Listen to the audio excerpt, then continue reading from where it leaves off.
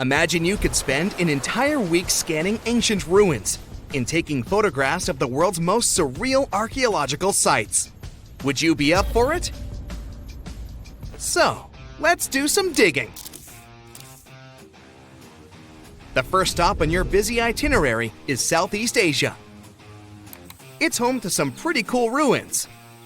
You start in Bagan, located in the hinterlands of Myanmar. There are many ways to visit the site, and you're glad you've booked 2 different experiences. The first one is a hot air balloon trip at sunrise. Right before dawn, you board the balloon, and as soon as the sun starts to appear on the horizon, you begin your flight over the marvelous area. As the sun rises, it glistens on more than 2,000 conic-shaped golden structures. The hot air balloon ride is quick, but it gives you unparalleled views of all the 40 miles over which the site sprawls. Back on land, you rent a bicycle and roam the village of ruins. Some of them are open and allow you to peep inside. These magnificent ruins were built between the 11th and 13th century CE and were mainly places of worship. There were originally over 10,000 buildings, but they were gradually deteriorating over time due to earthquakes. Thankfully, the site became a UNESCO World Heritage Site back in 2015 and has since been preserved. Up next, you catch a flight to Cambodia. You take some time to visit Angkor, the world-famous archaeological site nestled deep within the jungle. Good thing you've brought bug spray with you. The city of Angkor was once the capital of the Khmer Empire from the 9th to 15th century. FYI, the word Angkor means capital city in the Khmer language. The city was founded by King Yasovarman I, and it became one of the largest cities in the pre-industrial world. Researchers say nearly 1 million people lived there. Until today, Angkor is admired for its stunning architecture. The Khmer style is recognized in the use of huge blocks of sandstone. The towers are believed to have been once decorated with gold. But today, the site is a maze of vine-covered temples. The city was abandoned in 1431 and wasn't rediscovered until the 1840s. Oh, and just so you know, this is also a UNESCO Heritage Site. It became one in 1992, in case you want to brag to your friends about your culturally rich adventures in the future. Now, your trip continues in Egypt. You're here to visit the Karnak Temple in the city of Luxor. You opt for the most unusual way to get to Luxor. That is, a boat ride down the Nile River. Leaving Cairo, you head south until you reach the famous ancient city. Luxor was once the capital of Egypt and a true hub of power and wealth. That is why the Karnak complex is such a great archaeological site. You choose to visit it at night, and still at the entrance, you are struck by the site's beauty. In the evening, artificial lights cast a golden glow on the temple's statues and stone columns. The temple is huge and was built mainly around the 18th and 19th centuries BCE. Each Egyptian pharaoh from that period left their own architectural mark on the site. The highlight of this tour is taking a walk through the Avenue of Sphinxes and discovering the Great Hypostyle Hall. This hall is filled with towering pylons and solid sandstone columns, a true wonder. From Egypt, you head down to Jordan. Now, if you like terracotta landscapes, you've come to the right place. The city of Petra is a marvel of the ancient world. Located in Jordan's desert, the city was a commercial hub back in the 4th century BCE. The Nabateans, an Arab Bedouin tribe, lived in the so-called Rose City and thrived for many years, having accumulated a significant amount of wealth. The city was known for its innovative water management system, which made the region inhabitable. And yes, you'll catch a glimpse of its ruins on your tour. The rock-carved gate-like structure Petra is famous for what is called the Pharaoh's Treasury. It stands at the main entrance to the site and is said to have a treasure hidden beneath it. Don't forget to stand right beneath it and take one of those classic pictures for social media. Once Petra has been ticked off the list, you fly to southern Europe. More specifically, to the tip of the Italian boot. You have a day trip scheduled to visit the ruins of Pompeii. Pompeii can be reached by car from the city of Naples. It's home to the eerie yet well-preserved ruins of a city that was once engulfed by lava. When Mount Vesuvius erupted in 79 CE, it left the city of Pompeii completely buried under millions of tons of volcanic ash. The ancient city was first discovered by beneath the volcanic rock in the 16th century, but it was first cleared from debris in the 1870s. Today, you'll be able to walk down the streets of these ancient Roman ruins and imagine what the town looked like in its heyday. Pompeii was a vibrant and rich municipality. The site's ruins revealed that many areas of Pompeii had boasted impressive bakeries, markets, and even houses with balconies, which were a sign of great wealth at the time. And believe it or not, even some artworks survived the eruption. Archaeologists found well-preserved frescoes and murals with mythological creatures. All this indicates that members of the high society lived there. The city even had thermal baths and showers made from luxurious materials. While you're still in Europe, you'll hop over to visit the iconic Stonehenge. It's a perfect day trip if you stay in the city of London, just a short train journey away. Stonehenge dots the Salisbury Plain in Wiltshire, England, and is one of the world's most recognized ancient ruins. More than 5,000 years old, these curious stone rings are some of the oldest stone structures on the planet. Created out of sandstone, they are shrouded in misery. Who built them and why is still largely unknown. Popular theories claim that Stonehenge was used as a great solar calendar, built to help people keep track of days, weeks, and months. Talk about hard work to create a mere calendar, huh? In the final leg of your trip, we'll take you to explore the Southern Americas. In Guatemala, in Central America, you'll find ancient Mayan ruins. The lost city of Tikal is a city made of 3,000 buildings, the remains of the capital of the Mayan Empire. You can compare its importance to such cities as London or New York today. The North Acropolis is Tikal's most ancient complex of monuments. Built solely by human hands in 350 BCE, it served as the resting place of kings and chiefs. Back in the day, the step pyramid temples were painted a beautiful red. Mayans loved that color. Today, of course, you'll only see the limestone. You might wonder what made such a great city turn into ruins.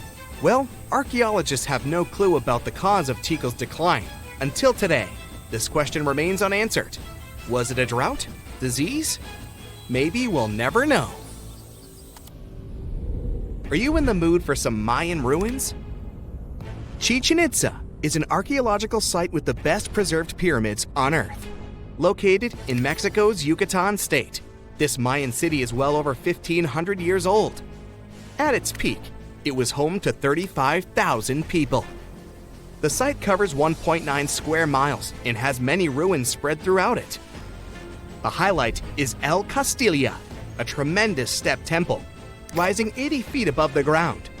Its most peculiar feature is that it has 91 steps on each of its 4 sides, including the upper platform, which makes for 365 steps, the same as the number of days in the solar year.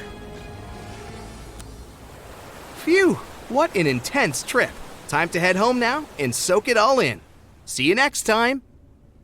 Imagine a place that could literally start at one end, trek over 1,800 miles straight to the west, and still be stuck under that massive canopy.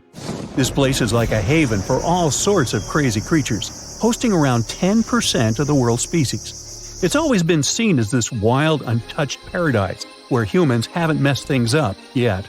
You know, like a glimpse into how the world used to be before we spread like wildfire across every continent, causing chaos everywhere. I'm talking about the Amazon region. That massive jungle turns out to be hiding some seriously cool secrets. For centuries, people have been talking about these lost cities deep within the forest. We're talking about El Dorado, the legendary city of gold that had Spanish explorers going crazy, venturing into uncharted territory, never to return.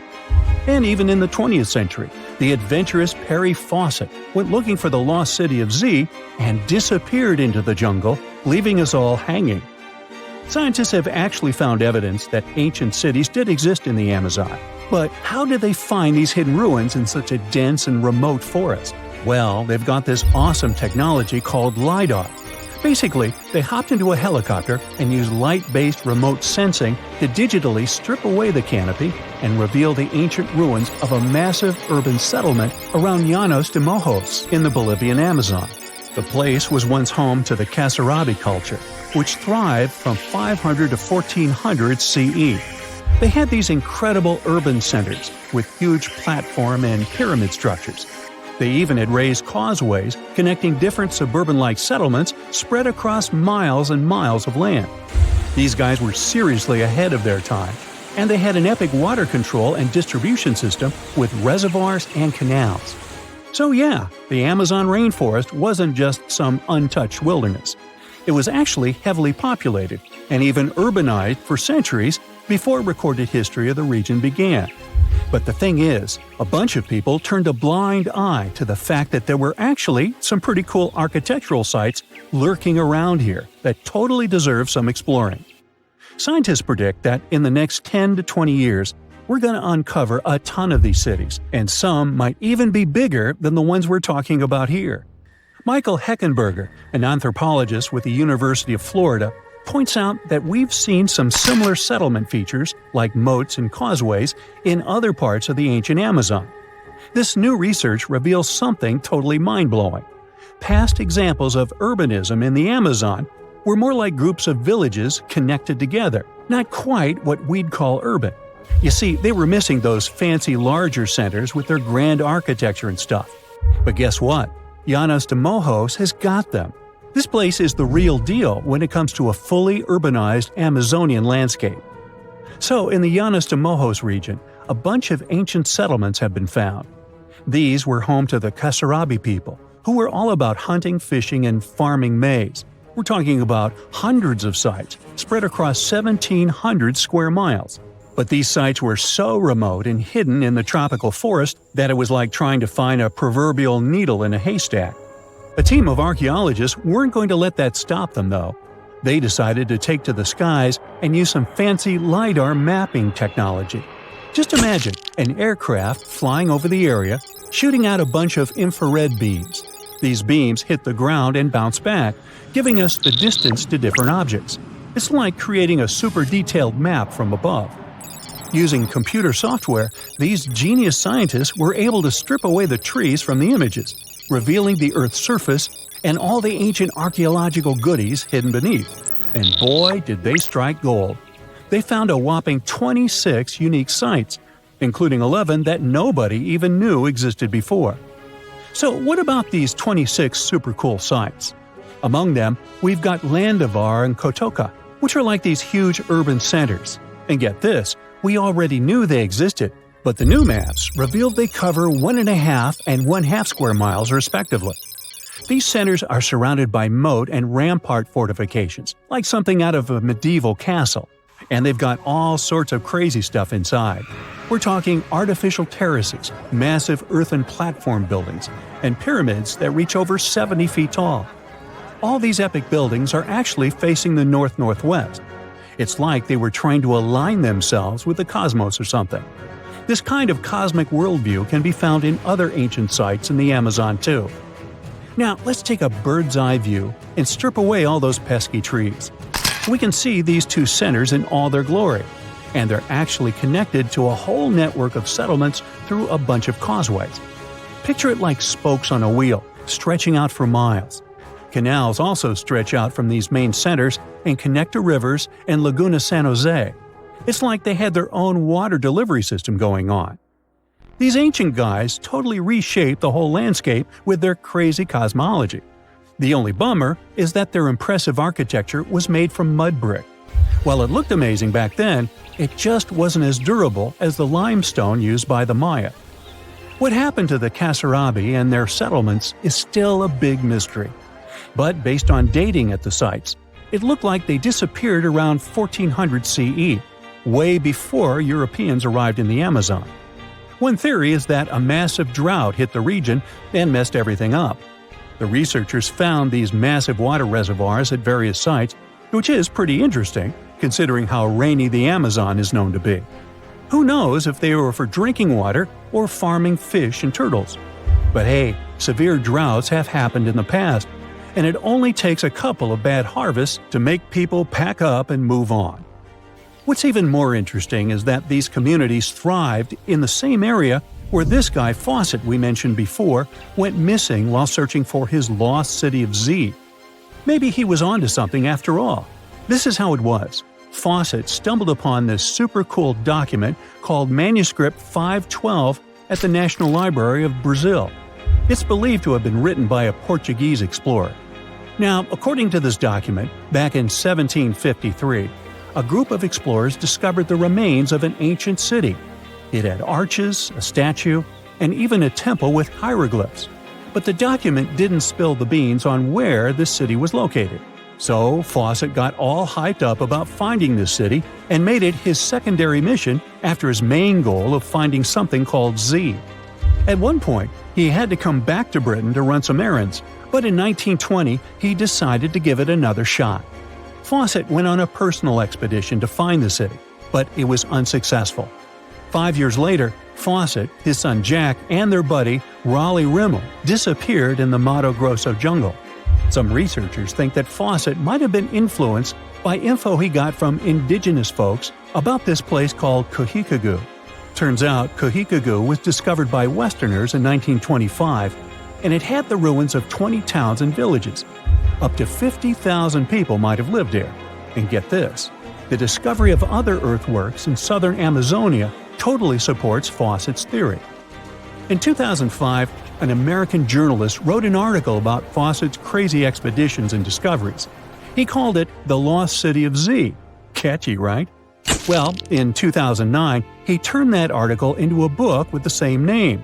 And in 2016, the super talented writer-director James Gray made it into a movie. Now, here's where things get a bit sad. The Amazon region is changing rapidly. Farming, ranching, and energy production are changing this incredible place. And guess what? Those untouched areas with ancient relics won't stay untouched for long. It's a race against time to document and preserve what's left of our past before it's lost forever. Hey, how do you feel about taking a trip back in time?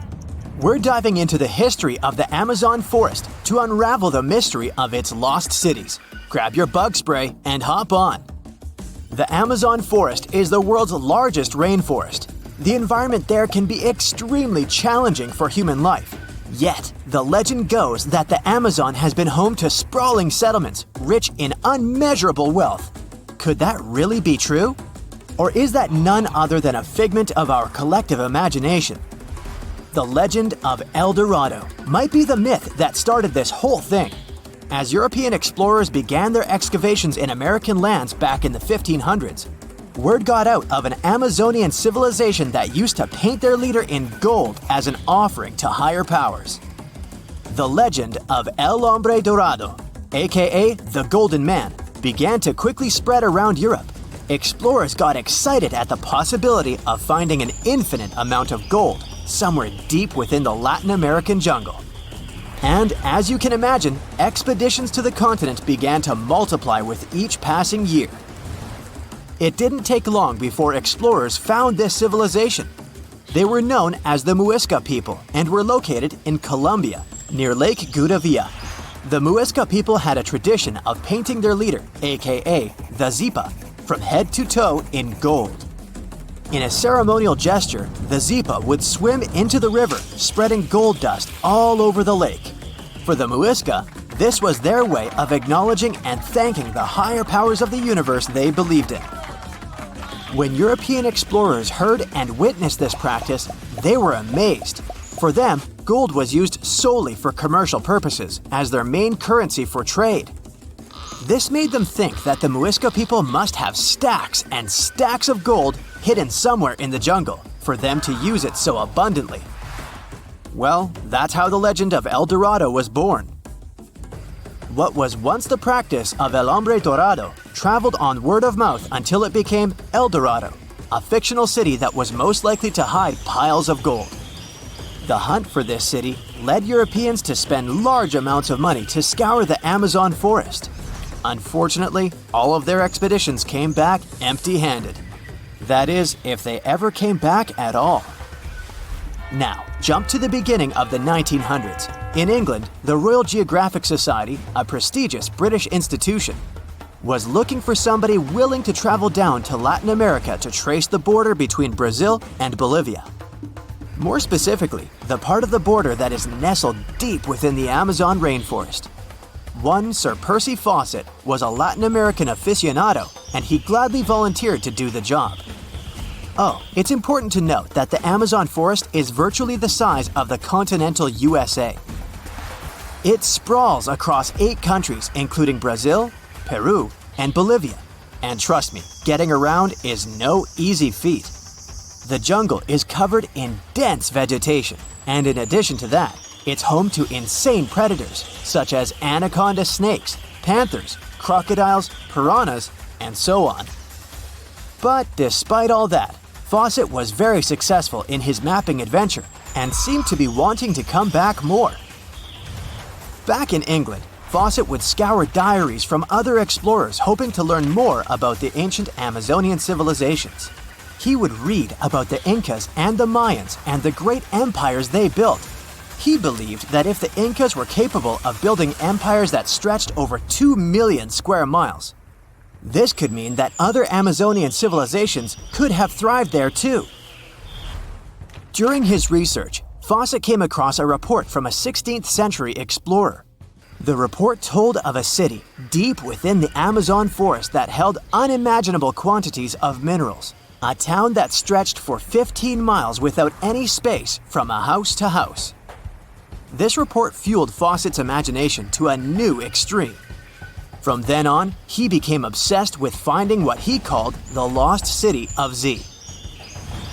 Over years, Fawcett searched the Amazon forest, usually looking for stone ruins that could possibly indicate human settlements. On his later expeditions, he focused on exploring the state of Mato Grosso in central Brazil. He would travel from Europe and into the lower region of the Xingu River. The trip to the Xingu would take him around 14 days on foot. Then, he would set sail in small wooden boats accompanied by local indigenous leaders that knew the region better than anyone. How he communicated with the indigenous population is still a mystery, since they only spoke in local dialects. Some scientists believe that this could have been the real reason why he never found the city. They believed he wasn't able to communicate what exactly he was looking for. And this was not his greatest difficulty. As we've said before, Amazon is not a kind place for its visitors. In his diaries, Fawcett tells of encounters with a 60-foot-long anaconda, which he bravely survived. He writes of endless sleepless nights and waking up with his hands and feet swollen from mosquito bites. Some of his peers said he was invincible and tireless, but the day came during his 8th expedition when he didn't make it back home. Fawcett disappeared without leaving any trace behind. Some even suspect that he was close to reaching his lifelong goal. On the day of his disappearance, he sent an optimistic letter to his wife saying there was nothing to fear, and that he was setting out on a certain final search. Fawcett's failed attempt to find ruins seemed to support what had become a consensus among experts at the time, that this rainforest was too inhospitable to support large, complex societies, let alone cities. Experts were convinced that the Amazon's lost cities were nothing more than fiction. That is, until the 1960s, when modern research began to find evidence that suggested otherwise. Scientists discovered patches of extremely fertile soil. They called it Black Earth. And apparently, they found lots of it in the Amazon, especially alongside rivers. Further research even showed that such soil was created by human waste or the intentional burning of forests, which adds nutrients to the soil below, which could only mean, bingo! The discovery of Black Earth was the evidence that large-scale agriculture was possible and probably did exist amidst the Amazon, confirming that settlements could have formed there after all. In the 1990s, along the Xingu River in Brazil, a team of archaeologists from the University of Florida made a remarkable discovery. Working alongside local indigenous people, they found very long ditches. After mapping them, they realized that these ditches were a sign of a big settlement. They were remnants of carefully designed walls centered around a plaza. Some were roads that led to more settlements. In fact, just this part of the Amazon, about the size of New Jersey, was once a network of dozens of settlements that experts believe could have been home to at least 50,000 people between 1250 and 1650 CE.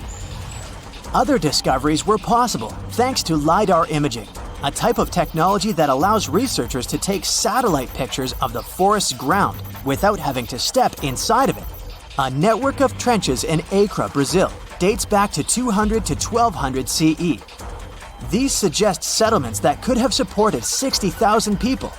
Other images from near the Xingu River suggest cities that could have housed about 50 million people. These were the lost cities of the Amazon. Believe it or not, these images suggest that Fawcett was very close to a major discovery. He was looking for the ruins in the right place, but he was looking for the wrong thing. Unlike cities such as Cusco, which used stone as their primary material, Amazonian settlements used wood and earth to build their cities. These materials are highly deteriorating and probably decomposed over time. Finding them required a bit more technology than what Fawcett had available at his time. Scientists found an entire city of Gaiangola that was hidden beneath the dense jungles of Mexico for 600 years. It covers 360 hectares, had over 1,000 buildings, 2.5 miles of defensive walls, a network of internal roads, and a well-planned urban layout with temples and ball courts, and separate neighborhoods for the elites and commoners.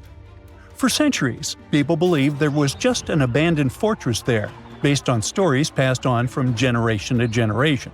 Until recently, there was no way to see how truly huge it was without spending years on the ground. But thanks to the new technology, a remote sensing tool called LiDAR, they got a 3D model of the area in just 2 hours from a plane. Gaiangola was built between the years 1350 and 1521. It was a crucially important place for the Zapotec people, a group that had lived in the area since around 700 BCE. In Gaiangola, families lived together in homes with big patios in the middle, surrounded by rooms. When families got bigger, they built more rooms and made their homes larger. The study found that both the leaders and regular people worked together to make the city better. Because Gaiangola was surrounded by mountains, they used this land wisely and built their houses in a way that fit the slopes and let rainwater flow naturally. This helped keep their homes safe and strong. They were built so well that many of these buildings are still standing, even after hundreds of years. There are 2 pyramids in the center of the city. They may have been used as temples where the priests celebrated rites and ceremonies to their deities. The priests brought offerings to the altars, and the people assembled at the 2 squares that are now sunken. Then, there is also a palace with 64 rooms, some of them with circular columns on several sloped terraces. There are patios with many stairways all connected to each other. The sensing tool also found a round-shaped lookout point on a natural rock, where the Zapotec people could see their foes approaching from a distance. Researchers also noticed 2 circular structures that could have been used to watch the stars and measure time. They also found some tombs, so there was most definitely a city cemetery. By the end of the 1400s, the Zapotec people controlled a large territory on the Pacific coast and had successfully defended their land from the Aztecs, who were trying to take over more territory. They did the almost impossible and survived a 7-month-long siege at Gaiangola. When they won this conflict and kept control of the southern part of Mesoamerica, the Zapotecs didn't need to live in Gaiangola anymore. Staying in the mountains had its pros, but they needed fresh water and good farmland to grow food. The small city of Tehuantepec, just 12 miles away, had these conditions, so they moved there just before the Spanish arrived in 1521. Over time, Zapotec traditions started to fade, but their culture didn't disappear completely, and more than 300,000 Zapotec people still live in Oaxaca State in Mexico. They speak their own languages and keep their traditions alive. Creating the 3D model of the lost city is just the beginning of the research. Archaeologists hope that future studies of Gaiangola will help us learn more about how the Zapotecs were organized, how they ruled their cities, and how they interacted with the Spanish when they arrived. They plan to study all 1,100 buildings found in the LiDAR scan, and it will take a few years. Instead of digging up the ruins, they will use special technology to scan the land and learn more about the city without damaging it. This same tech helped scientists find another massive ancient city that lay hidden beneath the thick green canopy of the Amazon forest. A whole network of houses, plazas, roads, and canals was hiding in the shadow of a mighty volcano. For centuries, many scientists assumed that ancient Amazonian people lived in tiny huts, clearing patches of land to survive. But this city, built 2,500 years ago and inhabited for 1,000 years, proves the opposite. Now, scientists think tens of thousands or even hundreds of thousands of people lived in complex urban societies. Scanning the area found 6,000 rectangular platforms, each measuring around 66 by 33 feet, and standing 6 to 9 feet high. These structures were arranged in clusters around central plazas, with straight roads with perfect right angles and paths connecting them. One of the roads was 16 miles long.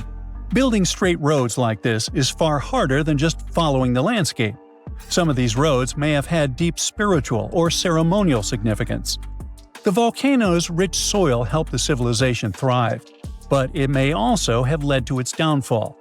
Researchers also found signs of threats to the cities, such as ditches that blocked entrances to the settlements.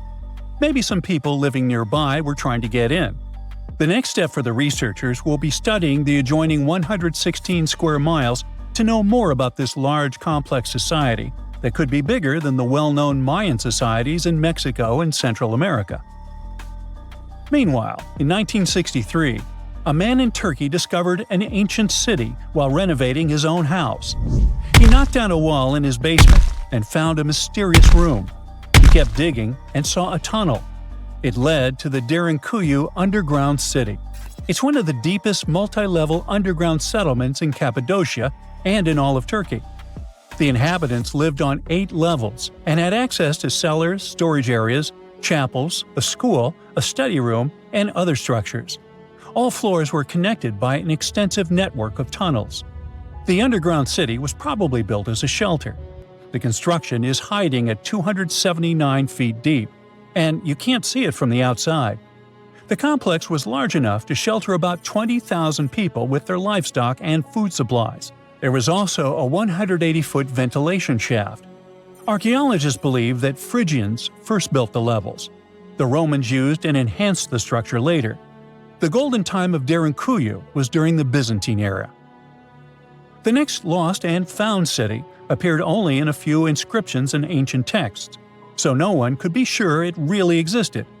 Scientists searched the majority of the coast of Egypt until one archaeologist and his team detected a colossal face looking at them from under the water. The ancient city of Thonis Heraklion was discovered completely submerged 4 miles off Alexandria's coast. In the ruins of the lost city, there were 64 ships, 700 anchors, and a treasure trove of gold coins. Archaeologists believe the 16-foot-tall statue and the temple remains are the most important findings discovered by the expedition. Back then, the city had ceremonies and celebrations that took place in the Temple of Ammon. The ruins and artifacts were made from granite and diorite, so they were in good condition even after having been in contact with water for centuries. They give people a glimpse into what life was like 2,300 years ago in one of the most important trade ports of the world.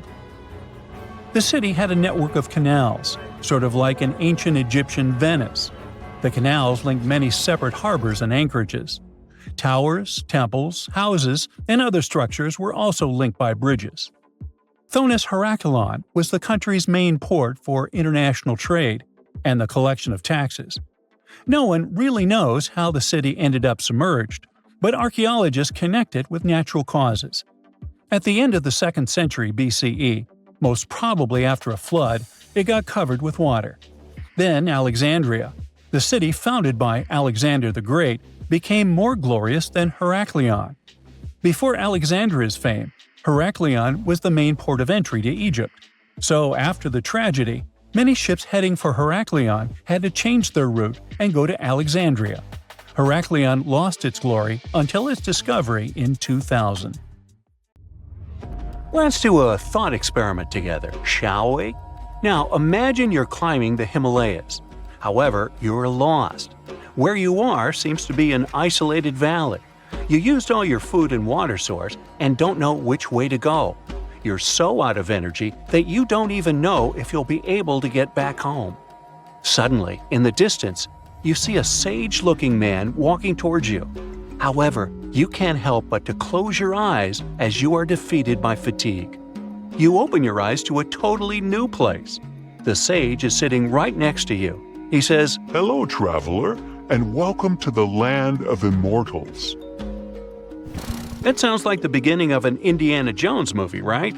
But what if I told you that such a place actually is said to exist, according to some legends, beliefs, and ancient texts?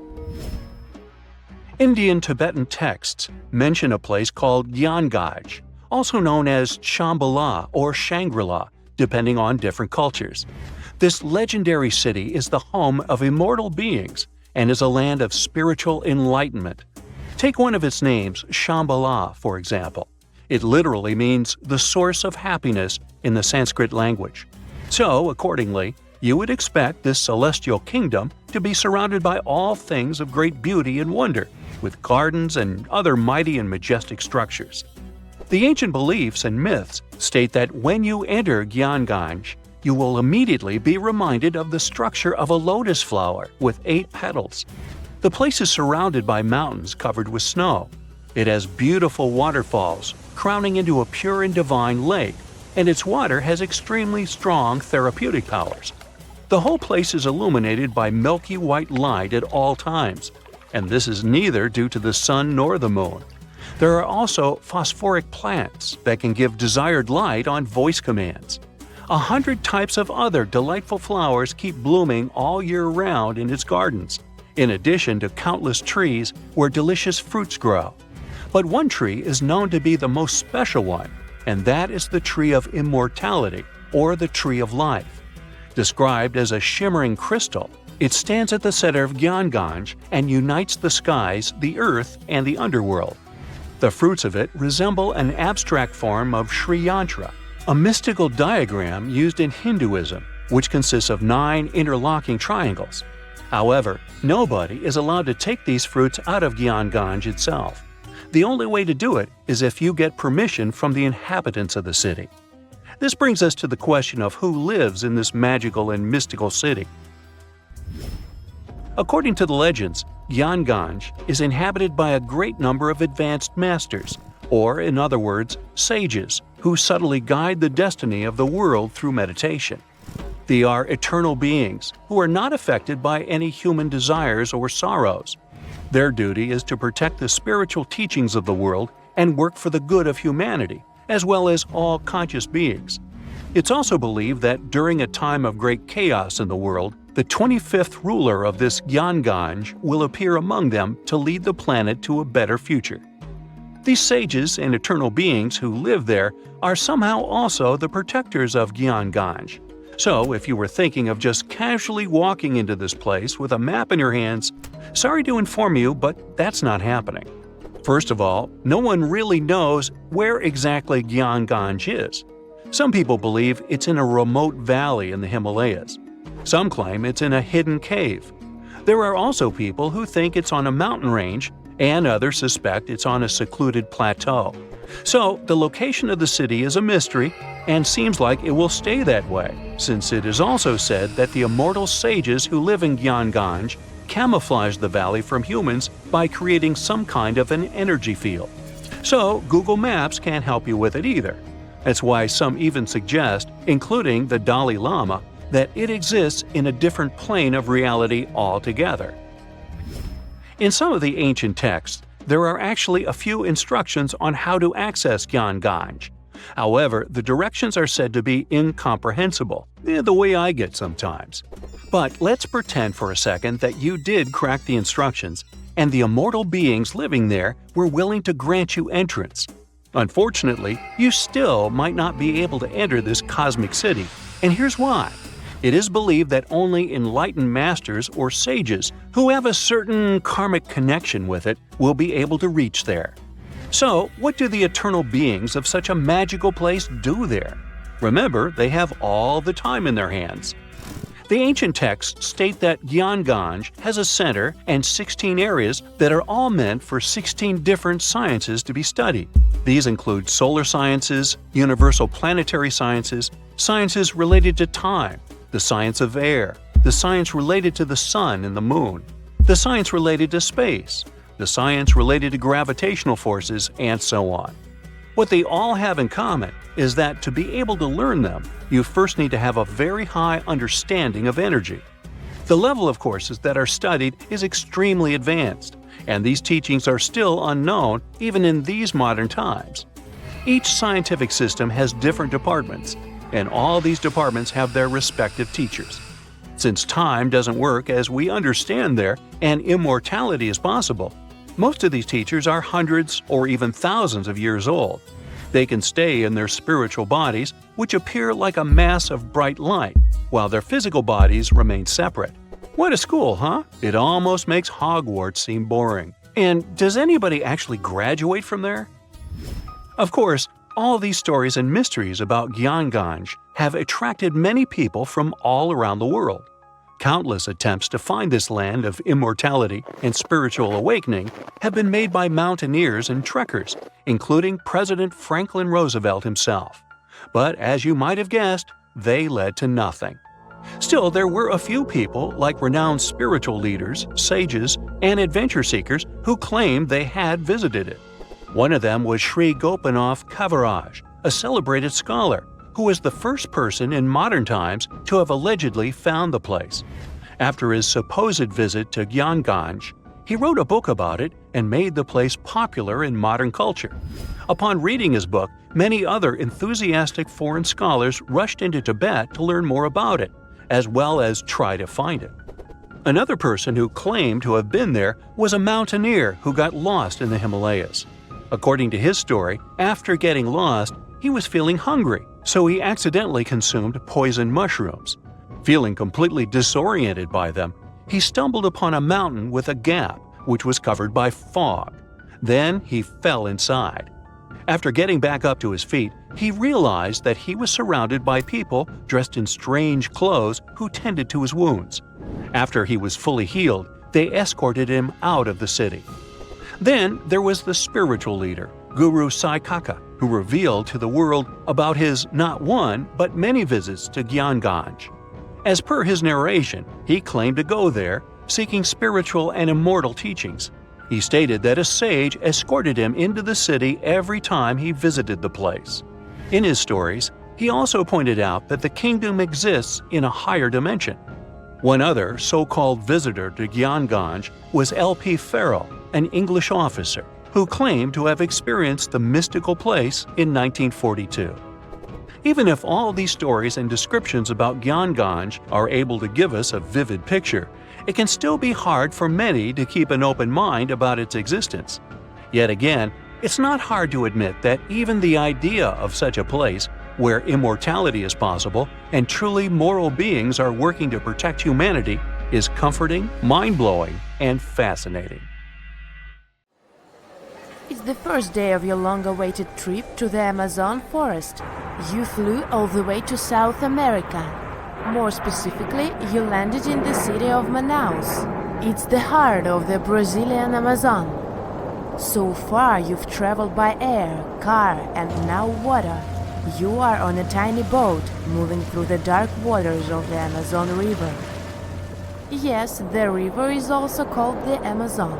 And just FYI, it's the second longest river in the world. It loses only to the Nile River in Egypt.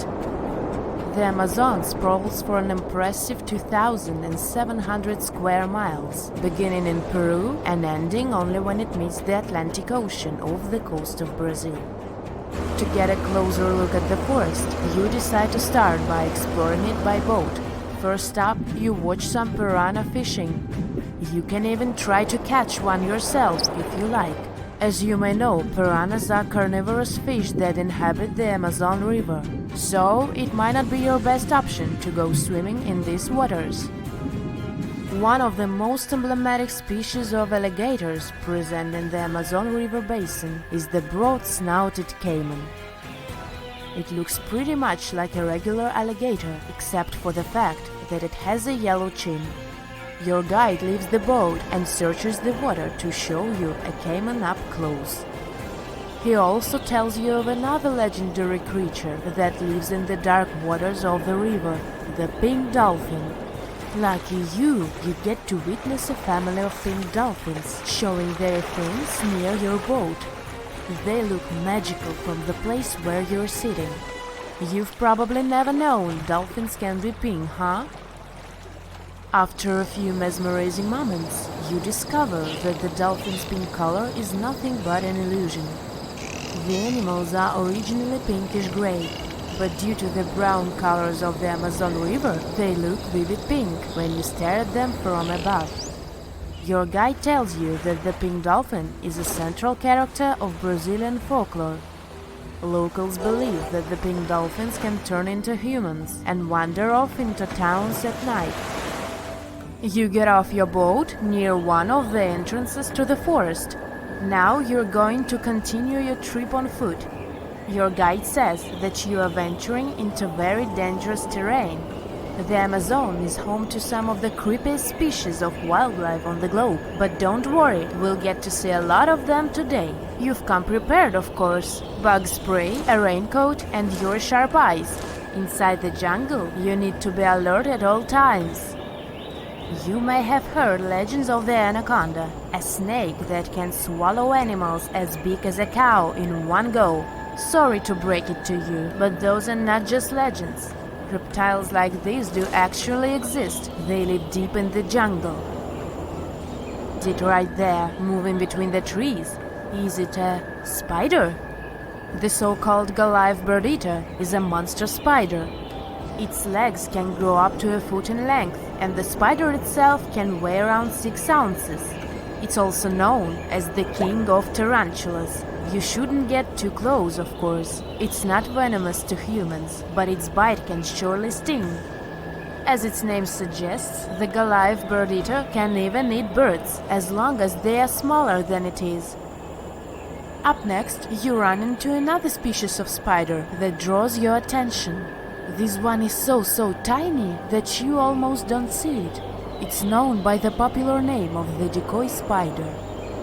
You see one of its creations, a gigantic spider built by the tiny Cyclosa spider in order to scare off large predators. This is as amazing as it is creepy. A spider that uses the remains of other insects and dry leaves to create the image of a large spider on its web. If it fools predators, perfect! But to us humans, this work of art looks almost endearing. Who knew there were artists in the arachnid world? Near a small lake, you witness a unique scene. A large snake is slowly slithering its way toward a lizard that is resting on a rock. The lizard seems obvious to the presence of the dangerous reptile, but right as the snake is preparing to attack, the lizard flies the scene in its iconic way. The so-called basilisk lizard is famous for its ability to walk on water, or rather run across the water. This isn't an illusion, just a matter of balancing. The small lizard moves its legs on top of the water very fast, while its long tail serves as a counterweight. I wish I could do that. If you've ever wondered what a frog looks like on the inside, you've come to the right place. Right in front of your eyes, there is a rare local species of frog. It's known as the glass frog. This species of amphibian has a type of transparent skin that is completely see-through. In other words, you can see the frog's interior with astounding clarity. It's as if you had X-ray vision. Moving on with your journey, soon you come across a pond. Floating on its water is probably the biggest water lily you've ever seen in your life. These huge plants are also known as the Victoria Amazonica. They can measure up to 8 feet across and hold the weight of a grown-up person. But I wouldn't recommend trying to climb on it if I were you, just cause You know, it's the Amazon forest we're talking about. The wildlife here is amazing, but the forest itself is also a sight. There are over 80,000 species of plants and trees grown in the Amazon rainforest. In fact, you can find 10% of all the world's wildlife in this jungle. An estimated 400 billion trees grow on the gigantic area the forest occupies. Of course, this place is bound to be biodiverse, right? You won't be able to witness this phenomenon during your trip, but your guide tells you about a unique species of tree that is famous for being able to walk. Yep, you've heard correctly. There are walking trees in the Amazon rainforest. They don't have legs or anything like that, but they do move around in search of better lighting conditions. The Amazon canopy is so thick that only 1% of sunlight can reach the forest floor. Because of this, some trees end up getting less sunlight than others. The so-called walking palm trees seem to be adapted to this situation. They grow new roots, which helps them move for 1 to 2 inches per day. They can walk up to 65 feet per year. Maybe that's what inspired John Ronald Reuel Tolkien to create ants, huh? Those are pretty similar tree beings that roam freely around the world. I kid you not, it's not only wildlife that inhabits the Amazon. Actually, over 30 million people live in the forest. And there are also ancient settlements that scientists believe to have been thriving there. And I'm not talking about El Dorado, that's just a myth. But in 2018, a groundbreaking study showed that up to 1 million people probably inhabited the Amazon, between 1250 and 1500 CE. Can you imagine that? Working alongside local indigenous people, researchers from the University of Florida found several mounds in the Amazon. Besides these mounds, they also discovered interesting ditches and geoglyphs. After mapping all of these recurring mounds, scientists understood that this was a sign of an ancient settlement. They found remnants of carefully designed walls centered around plazas. This could only mean that these ancient cities were big and could host hundreds of thousands of people. These findings brought back the idea that the Amazon could have been home to thriving civilizations way before the Europeans arrived there. But rather than cities drenched in gold, they were simply well-developed agricultural societies. Back in December 2012, a lot of people were freaking out over the idea that the world might end in some catastrophic event. And it was all thanks to the famous Maya calendar. This ancient way of tracking time had been the subject of endless speculation. But one of its biggest mysteries was definitely an 819-day count found in some versions of the calendar.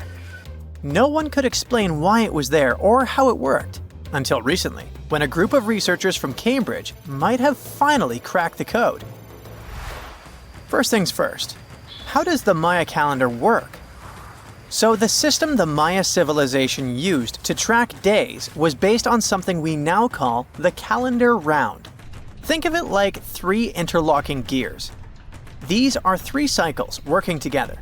The first is a 365-day solar year, known as Hab. The second is a cycle of 20 names. And the third is a cycle of 13 numbers, which forms a 260-day sacred calendar, called Solkeen.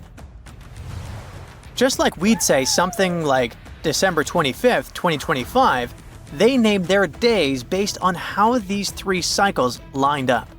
For example, here we have the day 3 Manik and the 14th of the month Hop. It takes 52 years for the 3 cycles to align in the same way again. After that, the days start repeating. But this is where things start to get more complicated and mysterious. On some Mayan monuments, we have also found enigmatic inscriptions pointing to the existence of another cycle, the 819-day count. There are about 20 examples of these inscriptions, mostly found in places like Palenque and Yaxchilan in Mexico. So it didn't seem random at all, and this calendar must have been hiding a big secret. Early research showed that the 819-day cycle was represented by one of 4 colors and the cardinal directions associated with them. Black was tied to the west, red to the east, white to the north, and yellow to the south. Researchers also discovered that this period of time could be broken down into 3 smaller cycles: one of 9 days, one of 7 days, and one of 13 days. Multiply them together, and you'd get 819 days. Pretty cool, but why did they do that? This color scheme and the 3 cycles seemed like a basic level of interpretation, and experts were pretty sure its real purpose was still hidden from us. Another thing researchers noticed is that this strange count of days was mostly shown using a Y glyph followed by a number. But in some cases, they also added a glyph representing Kawil. This was a powerful Maya deity often associated with creation and lightning. He was usually symbolized by a torch coming out of his forehead, representing the spark of life. But in the 90s, a study suggested that when Kawil's inscription showed smoke and fire coming from his forehead, it could actually represent the planets Jupiter or Saturn, or maybe even both. Wait, that means that the 819 days count could be linked to both planets in some way.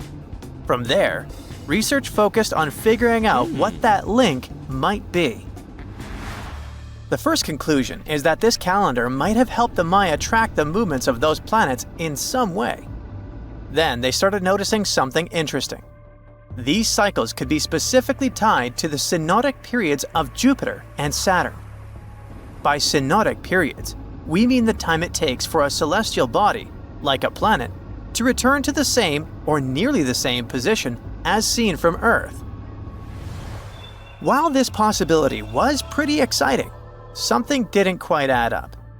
Each planet moves very differently, and trying to fit multiple planets into an 819-day span just didn't seem to work. In other words, this 4-part color-coded calendar system was simply too short to align perfectly with the synodic periods of the visible planets. So it looks like we're back to square one. This mystery had people scratching their heads for ages, until 2023, when specialists realized they might have been looking at it all wrong. Researchers actually needed to shift their perspective. Instead of seeing this system as 819 days, they needed to consider the number as representing timelines. And this period of time could be just a small part of a much, much bigger calendar. You see, as we said earlier, this cycle seemed to track the period when a planet became visible to people on Earth. To prove that these 819 cycles were timelines, not actual days, researchers needed a planet that could serve as a starting point to back up their theory. In this case, it was Mercury. And there's a pretty simple reason for that. Mercury's synodic period is 117 days, which fits perfectly into the calendar count. I mean, if you take 1819 and divide by 117, you get the number 7. So, Mercury is the only visible planet whose synodic cycle fits neatly into this period as whole numbers. Perfect. Now they had a solid starting point. From there, they needed to expand the calendar by increasing its length to 20 periods of 819 days. Suddenly, a pattern emerges. And just like that, all the synodic cycles of the planets fit perfectly into the system. For example, Saturn's synodic period from 378 days lines up perfectly after 6 819-day cycles. Venus aligns every 5 cycles. Jupiter every 19 cycles. And Mars, which takes the longest, needs 20 cycles. In other words, it takes about 45 years for Mars to align with the synodic periods of all visible planets. So, this is how researchers determined that the ancient civilization wasn't referring to days, but rather to timelines. The Maya astronomers came up with this count as part of a larger calendar system of 20 periods. But then a question comes up. Why was studying the synodic period so important to the Maya? Well, we don't have super specific answers about this mysterious calendar yet. But what we can say for sure is that the Maya truly believed in the powerful influence of the cosmos on daily life. So maybe they wanted to analyze how the movements of all the visible planets lined up with their other calendars. Of course, this system is just one part of the Maya's amazing and advanced understanding of astrology. And it wasn't just about using astrological cycles for planting and harvesting. They also had crazy specific knowledge, like how to predict solar eclipses. Archaeologists believe the Maya connection to the stars is reflected in the ruins of their world. Take the famous pyramid in the ancient city of Chichen Itza, located in Mexico's Yucatan Peninsula. If you look closely at the base of its staircase, you will see a snake's head carved in stone. But here's the coolest part. During the spring and fall equinoxes, when day and night are exactly the same length, the sun casts sharp, triangular shadows on the staircase. It creates the illusion of a snake slithering down the steps. Another example of how they use their knowledge of astronomy in their temples is in Tikal, Guatemala. Built around year 1 of the Common Era, this pyramid is considered one of the Maya's earliest astronomical complexes. And its alignment and orientation allowed them to track and calculate solstices and equinoxes with incredible precision. The Maya were skilled sky watchers. Just like we have modern-day high-tech observatories with round domes, they had something similar. Meet El Caracol. The name means snail in Spanish and refers to the spiral staircase inside the tower. Built around 906 Common Era, it was the perfect place to observe all the changes in the sky and track the movements of the sun, moon, planets, and stars. Unlike us today, with our telescopes, satellites, and advanced tools, the Maya relied entirely on naked eye observation, and that makes their achievements even more incredible. Back in the 1800s, a bunch of super old artifacts with some weird symbols on them were found on Easter Island. You know, that tiny island you might have heard of, with the gigantic statues called the Moai. These symbols seem to be some kind of writing, but nobody's been able to figure out what they mean yet. Some scientists even think that if we crack the code, we might finally uncover the secrets behind the downfall of the ancient Easter Island society. So let's put on our detective hats and get to work, shall we? This mysterious script is called the Rongo Rongo. It was discovered by a Frenchman in the 19th century. He stumbled upon 26 wooden tablets covered in weird hieroglyphs during his trip to the island in 1864. The locals seem to have drawn pictures of animals they had never seen before on the tablets using sharp stones and gave each one a unique name. He thought they were pretty cool and suspected that they might be a remnant of some ancient writing system. Another fun fact about Rongo Rongo. It's a word that comes from the local language of Easter Island, and it means to recite, to declaim, or to chant out.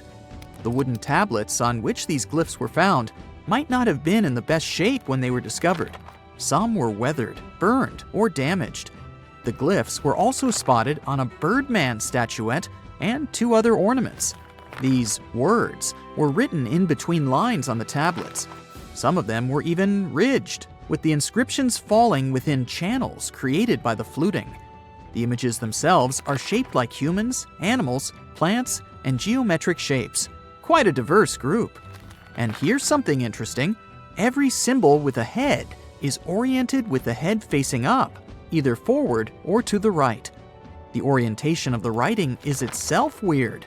According to a local tradition, the tools used to make the carvings were obsidian flakes, or small shark teeth. Deciphering these glyphs has proven to be a bit of a head-scratcher. 3 big barriers make it tricky: the limited number of texts overall, the lack of illustrations and context to help us understand them, and the fact that the language used on the tablets is not well known. Some people even think that these glyphs aren't real writing, but more like fancy symbols that don't have any real language behind them. It was also suggested that they might have been used as a sort of memory aid, or just for decoration. The way they're so carefully carved into the tablets makes it clear that the people who made them wanted to get a message, whatever that is, across. We'll probably never know whether that message was just for funsies or to pass down important stories from one generation to the next.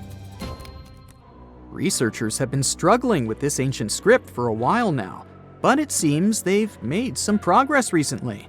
They took a look at the tablets using all sorts of cool techniques like radiocarbon dating and found out that they were made between 1810 and 1870 from local wood.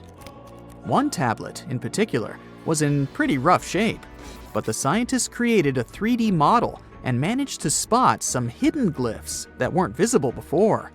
One researcher said they found some grooves that were probably used for writing, just like drawing lines on a blank piece of paper to make sure your writing is perfectly horizontal.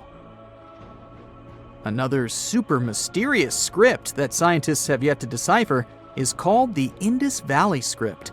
It's made out of a bunch of symbols that were used by the ancient Indus Valley civilization, but specialists are not entirely sure what their purpose was. For starters, the symbols are crazy short, so it's hard to figure out if they represent a full language system. Also, there's no other similar writing to compare it to. Various inscriptions from different periods also show that it hasn't changed much over time. Some folks think it might not even be language related at all, while others think it could be part of the Dravidian family of languages typical of South Asia. Linguists have also been working for centuries trying to figure out the mysterious hieroglyphics left behind by the Maya on monuments, pottery, and bark paper books. As we decode more and more of these ancient symbols, we're gaining a deeper understanding of the Maya civilization's social and historical aspects. For the longest time, many scholars thought that the Maya script wasn't even a language at all. Who can blame them though? Those glyphs are seriously complex and visually striking. But thanks to the groundbreaking work of a skilled ethnologist in the 1950s, we now know that the script is phonetic. It's a way of spelling words where each letter represents a sound you make when you say it out loud. As more and more linguists started taking an interest in the script in the 70s and 80s, it became clear that it was a fully functioning writing system that could express any spoken sentence with clarity. There's still a lot of decoding left to be done though, with countless carvings and inscriptions still waiting to be deciphered in jungle ruins and museum closets. There's no telling what other secrets we might uncover about this fascinating civilization. Back in 1908, an Italian archaeologist went on an adventure through the ruins of an ancient palace on the south coast of Crete. Among the dust and ashes in an underground depository, he stumbled upon something pretty cool, a golden-hued disc that was almost intact. This disc has become one of the most famous mysteries in archaeology history. It's called the Phaistos disc. It's a big clay plate that's covered on both sides with a spiral of weird stamped symbols that circle clockwise towards the center. These symbols are pictograms that show all sorts of things, like a person walking, a tattooed head, a helmet, an arrow, manacles, cats, eagles, and more. But here's the kicker. Nobody has been able to translate the symbols. Since then, many scholars have made attempts to decipher the code, but no luck so far. It's thought that the symbols might be part of Linear A, a script unconnected to any known language, but some experts suggest it could be syllabic writing related to various other languages, like Homeric Greek or Indo-European. Thousands of years ago, there was a mysterious European culture called the Vinca culture. These folks were so cool that they even had their own writing system, which is still one of the earliest known in the world. But there's a catch here too. You guessed it, no one has been able to decipher their script yet. The Vinca culture thrived thousands of years ago, and they were located in today's Eastern European territory. They got their name from the village of Vinca, which was only a small distance downstream from Belgrade on the banks of the Danube River. A team of Bulgarian archaeologists found recently a 7,000-year-old inscription covered in Vinca script. It's the oldest find of its kind in Europe. These symbols were carved into a ceramic tile, and researchers believe they carry information about the local calendar and important events. The Vinca culture was seriously advanced. They even knew how to write on wet clay using a sharp object. It doesn't seem like much these days, but it's a lot to expect from people who lived thousands of years ago. The Voynich manuscript also caused quite a debate between linguists and historians. Is this old book proof of a long-forgotten civilization, or just a clever prank? This manuscript is full of text that even the smartest code breakers haven't been able to figure out. Written way back in the 15th century, it was discovered by a book dealer named Wilfred M. Voynich back in 1912, hence the name. If it's a trick, it's truly convincing. The handwriting is beautiful, and there are even patterns in the text that match up with other languages. Researchers have found almost 1,000 previously hidden Maya settlements in the tropical lowlands of what is now northern Guatemala. They did it with LiDAR, light detection and ranging lasers, which they used to scan areas from the air. The region we're talking about is pretty vast. All those structures and buildings they saw over there stretch across about 650 square miles. And these spots were supposedly occupied thousands of years ago. It seems all these structures were pretty densely packed, so people lived close to each other. They had at least 417 ancient villages, towns, and cities where they could identify boundaries. These structures and buildings were actually a part of a state that looked like a kingdom. Some of these settlements were built as sports courts, civic, ceremonial, and religious centers, and residential homes. There were also massive palaces, platforms, dams, pyramids, and causeways across that area. People who lived there also had reservoirs where they collected water. So, they needed the power to organize thousands of specialists and workers. And they also needed many skilled people to build such structures without the technologies we have today. They needed lime producers, architects, mortar and quarry specialists, lithic technicians, those who took care of legal enforcement, and other important roles to establish the true community. This cool laser scanning system researchers used while exploring this area can even penetrate very dense ecosystems and vegetation. The light bounces off different surfaces and then creates a digitally reconstructed map. This map is based on how much time it takes for the pulses to get back to a receiver. So, with this laser system, they discovered there were also lowlands for agriculture. So why exactly did the Mayas settle in this region? It was a specific area.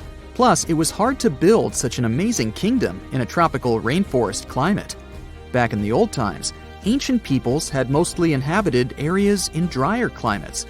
Over there, they would build water resources, which were some sort of the basis of society and a source of life. An example of this is Teotihuacan of Highland Mexico, although they did have a couple of navigable rivers they could use for transport and trade. But these rainforest areas had their advantages too. The Maya used natural resources like limestone, which was their primary building material, salt, and the volcanic rock obsidian, which they used for different tools. Also, they managed to find enough dry land to live and build homes there. The lowlands were seasonal swamps called bajos, and they were perfect for agriculture because of the fertile soil. Generally, the Maya built settlements that could endure rainy periods too. They were ready for different circumstances, including flood and drought, which is something you could see in how they built houses. Their architecture was also one piece of evidence that showed their community was like a centralized kingdom-like state, which shows they stuck together through tough times. The Mayan Empire was very powerful, and it reached its peak about the 6th century CE.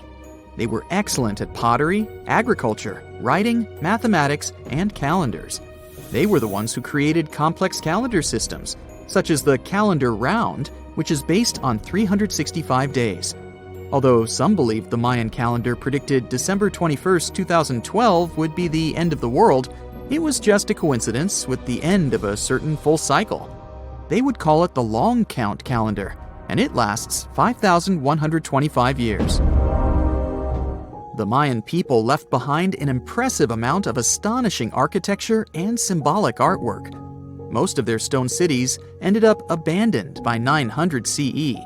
No one still knows why the Mayan civilization in that area collapsed, although there are some theories. Some think that by the 9th century, these people had exhausted the resources around them to the point that they could no longer feed and sustain such a big population. Others believe some city-states didn't get along that well, so they broke down the traditional system of power they used to have. Some say it was all because of a very long period of drought. It could be a combination of all these factors, though. But one Mayan city, located on an island, even survived until the 17th century. It was long after the rest of the Mayan civilizations had been destroyed or abandoned. If you're a traveler, you might know the town by its modern name, Flores. Scientists believe about 2,000 people lived there. The earliest Maya people were farmers. They cultivated crops like beans, squash, corn, and cassava. As they had many interesting ingredients, they created hundreds of cool recipes. Many of those are still present even today. For example, in modern Mexican cooking.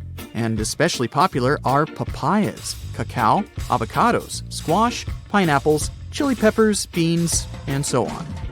Even though the Maya mostly practiced a kind of primitive type of slash-and-burn agriculture, there is also evidence of them using some more advanced farming methods, like terracing and irrigation. And they were big chocolate lovers. More than 3,500 years ago, the Olmecs of Mesoamerica probably turned out to be the first to realize that it takes some work for us to get such a cool thing as chocolate. But the Maya were the ones who turned it into a true form of art. Scientists found out about it when they found cacao in Mayan pottery. Their chocolate would be mixed with honey, water, cornmeal, and chili peppers. That's how you get a spicy, savory, hot chocolate beverage you can try even today in Mexico and Central America. Also, they used written language in their books. Their paper was made from fig tree bark, and using strips of that paper, they created a large library of books. Books made of this material are called codices, and 4 of these can still be found today. Sadly, many books were lost over time because of the humid climate or some human factors. The classic Maya built a bunch of palaces and temples that had a stepped pyramid shape. They decorated them with inscriptions and reliefs, which have earned them the reputation of being incredible artists of Mesoamerica. For the Mayans, flat foreheads were the most desirable thing on someone's face. They were generally really into aesthetics, and having a flat forehead was one of the main things where you could meet their highest aesthetic standard. They also liked to glam up their looks with makeup and clothing. Also, the Mayans were master tattoo artists. Actually, they were one of the first civilizations that started doing such forms of body art. They had a rich culture and believed in many things, such as fairies. Many civilizations across the globe believed in these mythical creatures, which had different names everywhere. The Mayans called those creatures aluxes. They would make sculptures of aluxes from wood or clay, take them to the forest, and hide in some secret spots. The Maya believed these sculptures would come to life during the night and take the role of guardians of their land, animals, and crops. The Maya believed caves were entrances that led to the underworld. You can even visit some of these caves if you like. For example, you can explore the jungles of Quintana Roo and Yucatan near Cancun. There are many spots where researchers found artifacts the Mayans had left behind. They were one of the first cultures that learned how to use rubber latex and make, for example, rubber balls for the many interesting games they had. They used natural latex and then probably mixed it with some other natural substances. That's how they came up with the bouncy balls they played with. They also built cool steam baths. The Maya had structures made from stone that looked like something we know today as bathtubs. Plus, they were building heated stone structures we know as sweat houses. Researchers found these in El Salvador and Guatemala, and they were previously hidden under volcanic ash. You are lost deep within the jungle in the Yucatan Peninsula in Mexico. There are strange noises all around you, and to make it worse, the sun is setting.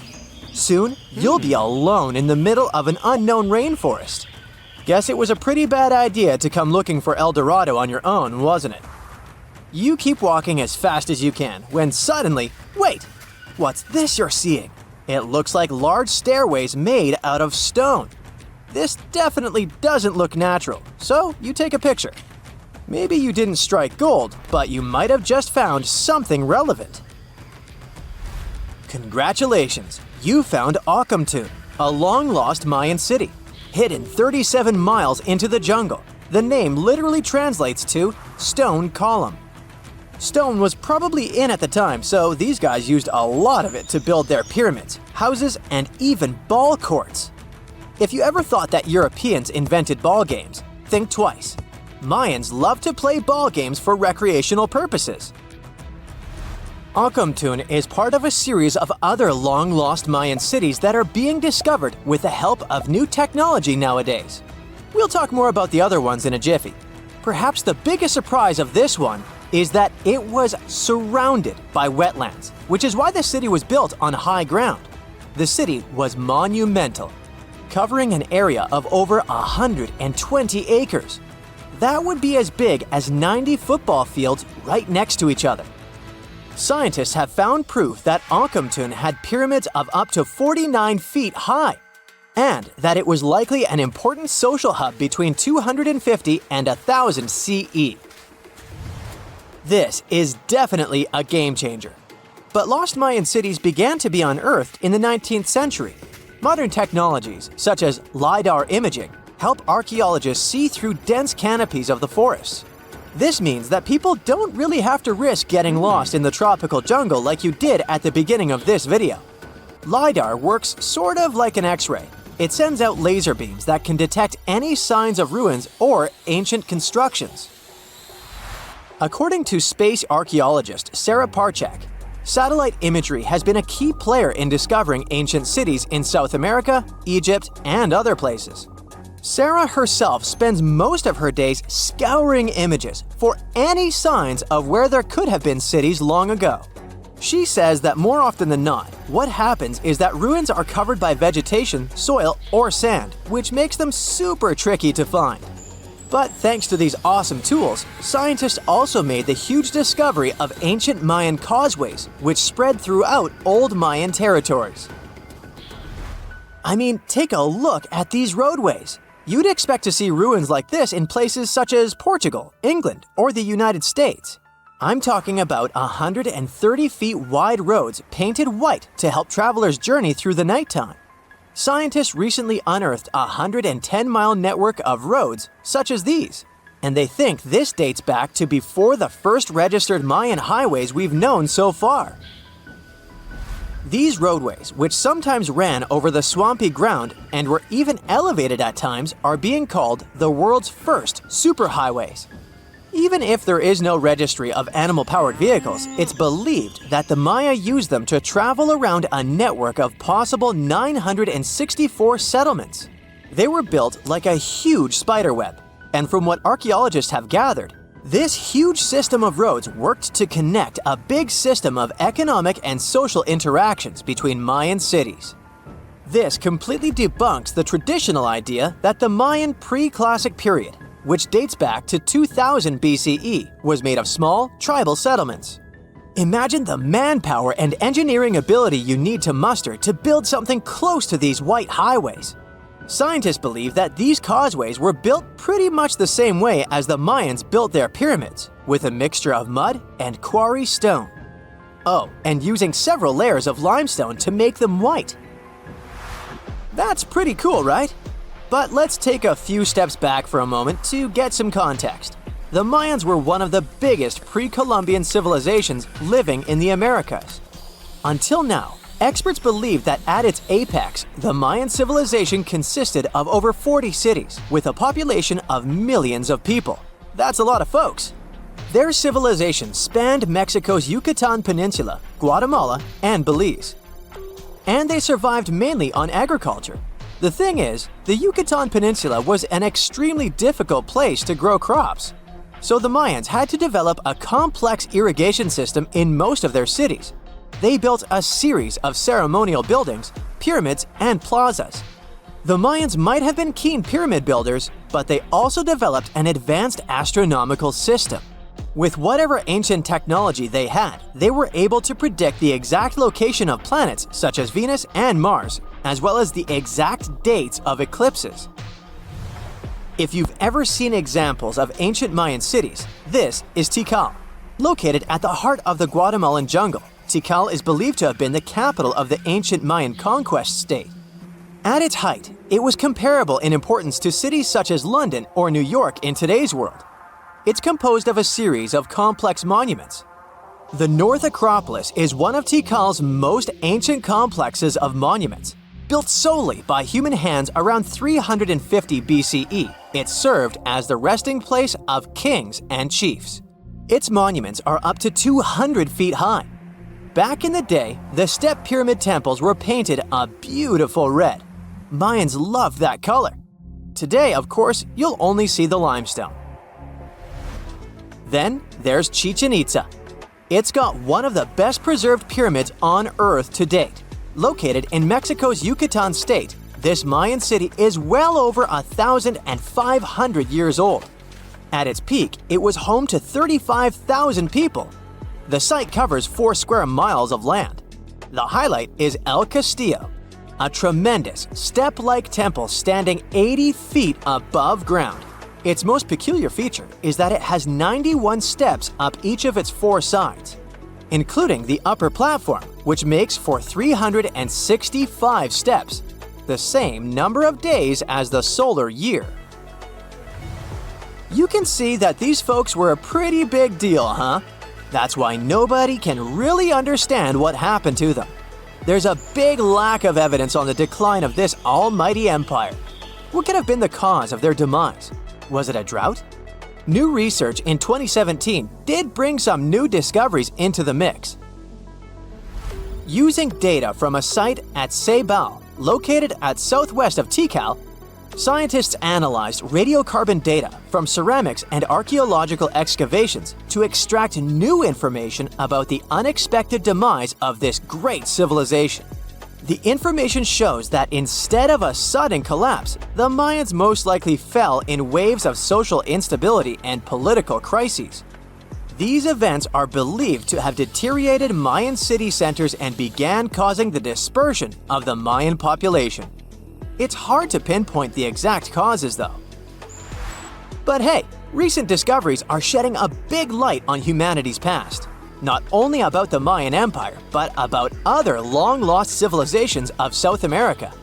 A major recent discovery in Brazil was done using satellite imaging technology and is also shocking scientists. Some images from near the Xingu River, also in the Amazon, suggest that cities of millions of people might have existed inside the jungle, way before our modern civilization ever existed. I mean, if this doesn't shock you, I don't know what will. Satellite imagery also detected a network of trenches dating back to 200 and 1200 CE in the Bolivian Amazon forest. These proofs suggest settlements that could have supported around 60,000 people right in the middle of the Amazon forest. When researchers from the University of Florida went on ground to check the satellite information, they were shocked to find several mounds that were accompanied by ditches and geoglyphs. Archaeologists also found remnants of carefully designed walls centered around plazas, much like the type of construction done by the ancient Mayans. Can you tell me what date it is today? Piece of cake. You just look at your smartphone and voila, you immediately know the day, month, and year. But was it always this easy to tell the date? Did the ancient people even have the concept of a year that lasts 365 days? Yes and no. Mayan calendars had cycles. That's close to what we call a year. But the Mayan cycle was much longer, 819 days. And this is where the mystery begins. 819 days compared to what? When does this calendar begin, and when does it end? Scientists were asking themselves this question for decades. They discovered and deciphered the Mayan calendar during the 1940s.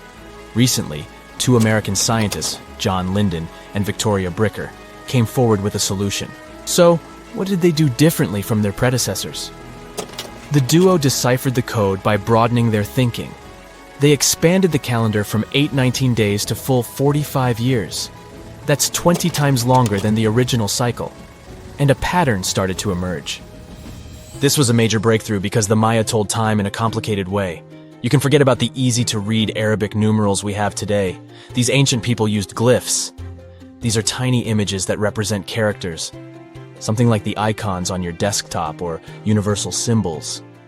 When you see a little dot with 3 curved lines above it, you know there is a Wi-Fi network available. The Mayan calendar used glyphs that represented animals or natural phenomena. For example, there were symbols for a jaguar and an eagle. Each glyph marked one day. Each cycle is repeated 4 times, 8 and 19 x 4. Let's call these 4 cycles blocks. The Mayas colored each block differently. Scientists thought these colors corresponded to the 4 cardinal directions. Red was east, white, north. West was black, and finally, yellow marked south. But then the 1980s came. Yeah, this was a weird decade. The calculations were all wrong. Researchers determined that the colors were associated with the position of the sun in the sky. It turned out that the color yellow represented the highest point of the sun, which is called a zenith. White was the lowest point, called the nadir. It seems that the calendar showed just how good the ancient Mayas were at astronomy. This is most evident at Chichen Itza. This principal Mayan city is located on the Yucatan Peninsula, Mexico. There stands an impressive step pyramid. It is dedicated to the feathered serpent deity, and its alignment is perfect. Something marvelous happens here twice a year, during the equinoxes, March and September. These are the times when the sun shines directly over the equator. On these 2 dates, the day and night last the same. At the site of the pyramid, sunlight first illuminates the sculpture of the serpent head at the base of the structure. Then it makes its way up the 91 steps. This creates the illusion that a snake is slithering down the pyramid. Even today, people gather to witness the sight. And it must have been more impressive when the Mayas completed the structure 1050-1300 CE. Do you know what a synodic period is? Neither do I. But Mayan astronomers did. A synodic period is the time that passes before a stellar body does a full lap. For example, this is the period between 2 full moons. When you look from Earth, this period lasts roughly 30 days. And the Mayas were looking at the skies non-stop. They carefully noted the synodic periods of all planets. From Venus to Saturn, these ancient astronomers kept records of nearly all celestial bodies. But what does this have to do with their calendar? The American researchers' calculations revealed the link. Let's take the planet closest to the sun as an example, Mercury. Its synodic period is 117 days. Multiply that by 7 and you get which number? Exactly 8 to 19, when 17 x 7 equals sign 819. Coincidence? Definitely not. Because synodic periods of other planets also neatly match the magical figure 819. But this is not visible from a single Mayan cycle. Scientists had to expand it several times to discover the pattern. There is a reason why no one could decipher the code for so long. They were focused on a single planet. The trick was to add the Mayan calculation for all the planets. Researchers just needed to see the bigger picture. This brings us to the year 2012. Can you remember that some people thought that the world would end on December 21st? That turned out to be a bust. We are alive and well now. But what started this false rumor? The Mayan calendar, of course. You see, these ancient people based their calendar on long periods of all the planets. That included a lot of complicated math and a lot of multiplying. This 2012 was simply the time when their cycle ended. It is known as the long count. This period is the same as our year. For the Mayas, 2012 was something like the 31st of December for us. Just an end of a cycle in which they measured time, so there was no need to panic. Those New Year's Eve parties might be a bit wild, but the world doesn't end on January 1st. The Mayas stretched more than their calendar. Rubber was the name of the game. Yes, you've heard it correctly. These ancient people were making different grades of rubber 3,000 years before one famous American did, Charles Goodyear. They would extract natural latex from the rubber tree. This is a milky substance that can be turned into rubber. And they weren't the only ones. Scientists found evidence that their neighbors, the Aztecs and the Olmecs, did the same. But what did they do with rubber? They didn't need car tires, definitely. But it's cool to have a nice pair of sandals for the beach. The Spanish wrote about rubber sole footwear that natives wore. Sadly, scientists still haven't found them. That would be a big step for archaeology. So the Maya were playful with rubber, literally. Researchers guessed that they produced balls from latex. These were bouncy and ranged in size from a softball to a soccer ball. A typical Mayan ball game, pits, involved 2 hoops. You must be thinking basketball, but not quite. The hoops were set on walls, 23 feet high. Compare that to the NBA standard of 10 feet. And the hoop was the other way around. There is also a sweet side to the story of the Mayas. These ancient people enjoyed chocolate. In fact, the modern word chocolate probably comes from their language, Xocolatl. This meant bitter water. Okay, you get the bitter part, but why water? The Mayas didn't produce chocolate in the form we know it today. They didn't make bars of chocolate, they drank it. Smashed cocoa beans made for excellent drinks. The Mayas perfected the mixture over time and even added spices. Anyone up for a fiery chocolate drink with stew peppers and cornmeal? Who knows, maybe this beverage actually tasted well. Cocoa beans were sacred and used as a currency. Researchers believe all social classes got to enjoy it. Free chocolate for all sounds nice even today. But where did the Mayas get clean water for their cocoa drinks? From the oldest known filtration system in the Western Hemisphere. It was based on zeolite. These are minerals that contain aluminum and silicone compounds. And guess what? Modern air and water purifiers still use this material. Mayan tech wins yet again. Back in Europe, Roger Bacon developed a sand filtration system in 1627, some 1,800 years after the Mayas. But what about regions without rivers, lakes, or springs? Mayan engineers had it all figured out. Rainwater. They would carve out large reservoirs in the limestone bedrock. Then, they would coat these underground caves with a layer of a watertight material. The final step was to make small channels that collected water from the hills above. Scientists estimated that just one of these reservoirs could hold on average 10,000 gallons of rainwater, enough to fill 55 modern hot tubs. You know, a lot happened in the first millennium CE. Sure, we're talking about 1,000 years worth of human history. If you'll remember from school, you'll know it was the time of the rise and fall of the Roman Empire. It was when humans saw the transition to the intense times of the Middle Ages. And some say it was the apex period of the Mayan civilization, all the way in Mesoamerica. But thanks to top-notch technological advancements, we can look at history a lot differently today. You see, archaeologists have found actual proof that the Mayan civilization may have started way before we think it did, and that since the beginning, their civilization was far from simple. To find out more about this, you'll have to tread deep into the Guatemalan rainforests. Are you down for the ride? Rainforests are dense and difficult to access. If you were an archaeologist, I'm betting you'd find them quite threatening as well. That's actually one of the reasons why we've been kept in the dark for so long when it comes to the truth about the Mayans. But take a look at this. You'd expect to see ruins like this in places like Portugal, England, or the United States. I'm talking about 130-foot wide roads, painted white to help travelers journey through the nighttime. For scale, these roads were about half the size of an American football field. Huge, huh? Scientists recently unearthed a 110-mile network of roads such as these, and they think this dates back to before the first registered Mayan ruins we've known so far. These roadways, which sometimes ran over swampy ground and were even elevated at times, are being called the world's first superhighways. Even if there is no registry of animal-powered vehicles, it's believed that the Maya used them to travel around a network of possibly 964 settlements.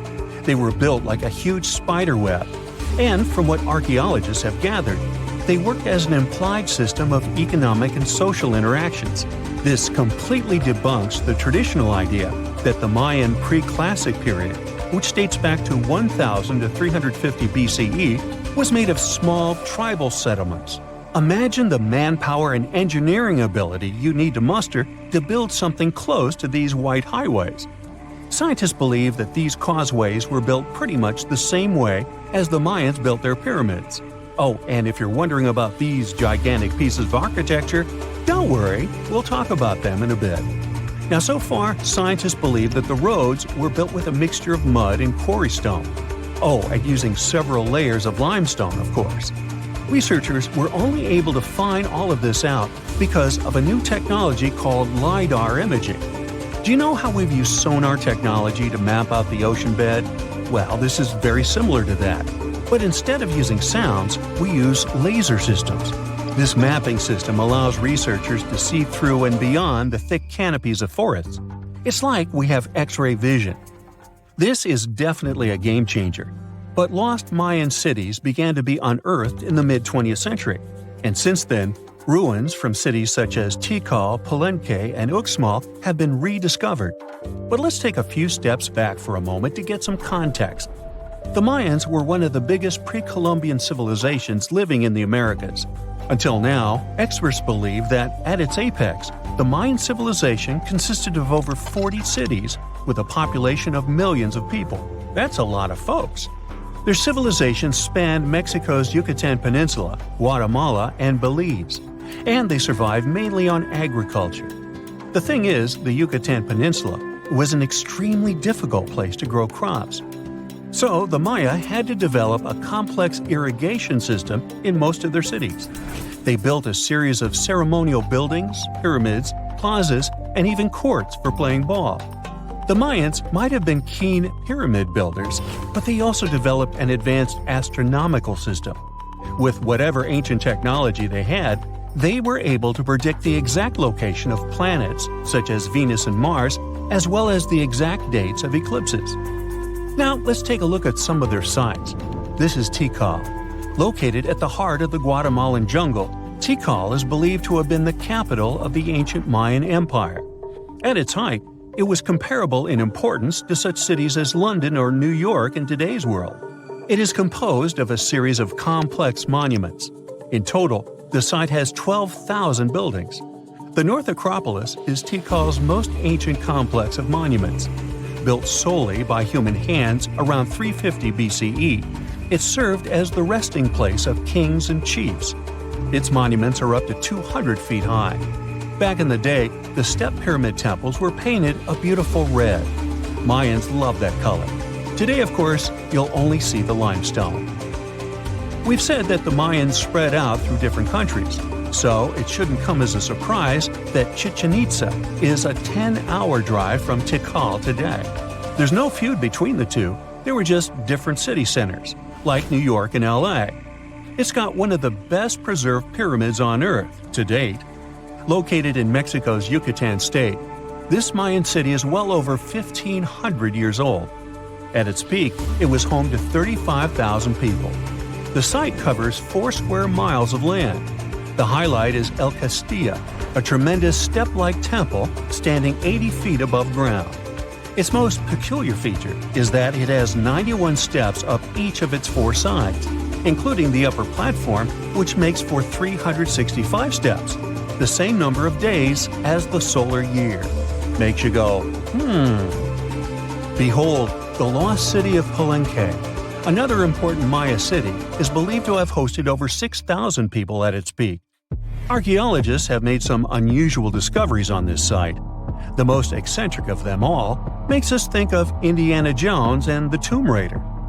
One of the buildings in Palenque is believed to be the final resting place of the Red Queen of Palenque. She was believed to be the grandmother of the last Mayan king. In her honor, a huge monument was built to keep her body after her passing. The discovery of the tomb itself was already thrilling. Archaeologists found an ancient monument when digging at the site back in 1994. The first they saw was a room with a hidden door. Once they opened the door, they discovered an 8-foot-long corridor. At the end of this corridor was the queen's chamber, and inside was the mummy of the queen herself. They found her to be accompanied by her pearls, jade shells, and expensive rocks. But as the team explored the remains, they saw something strange. The room was filled with a red-colored powder. Researchers knew that the color red was important to the Mayan people. but they didn't understand why the queen was buried with this unknown substance. They took a sample back with them for further analysis and discovered that the red powder was cinnabar, a very dangerous mineral. This powder, when inhaled, can cause severe health damage to a person. The team concluded that this could only be a trap for anyone trying to steal her riches. Talk about curses, huh? One thing that has always troubled researchers is the lack of evidence on the decline of this almighty empire. What could have been the cause of their demise? Was it a drought? Some disease? New research in 2017 did shed some light on this issue. Using data from a site called Siabal, located southwest of Tikal, scientists analyzed radiocarbon data from ceramics and archaeological excavations to extract new information about the unexpected passing of this great civilization. The information shows that instead of a sudden collapse, the Mayans most likely fell in waves of social instability and political crises. These events are believed to have deteriorated Mayan city centers and began causing the dispersion of the Mayan population. So, what's your take on the end of the story? Whoa! It's a huge flying island right above your head. In the era of AI, you may think it's nothing but a neural network video, but let me tell you that first, it's very much real. 2, if you want, you can as well visit it. It may even hold the key to the El Dorado secret. This place is called Roraima, and it's actually not an island at all. It's a mountain. Due to a number of factors, we get this vision of an island floating somewhere above us. But it's all about the flat top this mountain has. There's no standard peak, so it looks flat and the thick clouds get blended into the skies, thus creating this optical illusion. Despite the advancements in satellite technology and affordable air travel, there are still few places on Earth that feel truly uncharted. Like Mount Roraima is one of them. It's been around for almost 2 billion years, and it's one of the oldest formations on our planet. For comparison, dinosaurs appeared somewhere around 240 million years ago. Some scientists believe that this area used to be a part of the supercontinent called Gondwanaland. And back then, it wasn't yet a mountain. When the supercontinent split apart, the erosion created this magnificent tabletop mountain. But what's interesting about this place is not the age, but the fact that it still looks prehistoric. It's almost untouched. The reason for that is late exploration of this part of South America. By the way, we still discover new flora and fauna species living there every year. For a mountain, it's relatively short, only 9,220 feet. There are cities located at a higher pitch above sea level, say La Paz in Bolivia, whose elevation is 11,940 feet.